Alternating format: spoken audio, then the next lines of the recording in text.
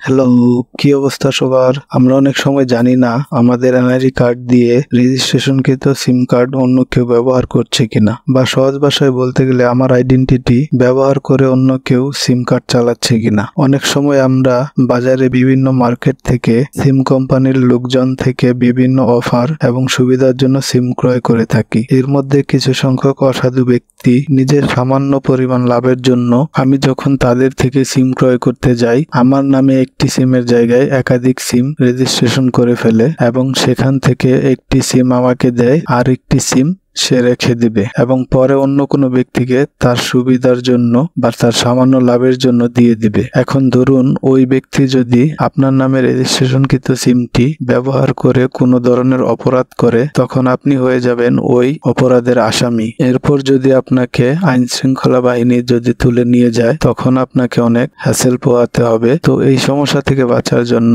আপনার এনআইডি দিয়ে কয়টি সিম রেজিস্ট্রেশন করা তা জানাটা খুবই গুরুত্বপূর্ণ। তো এই ভিডিওতে আমি আপনাকে দেখাবো আপনি কিভাবে আপনার এনআইডি দিয়ে কয়টি সিম রেজিস্ট্রেশন করা সেটি কিভাবে চেক করবেন, এবং আপনার নামে যদি কেউ ওই ধরনের সিম তুলে ব্যবহার করে সেটার জন্য আপনি কি করবেন সেটাই আলোচনা করব।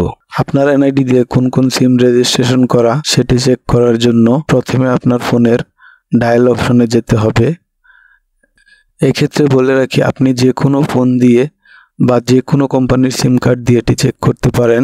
এরপর ডায়াল করবেন *16001#।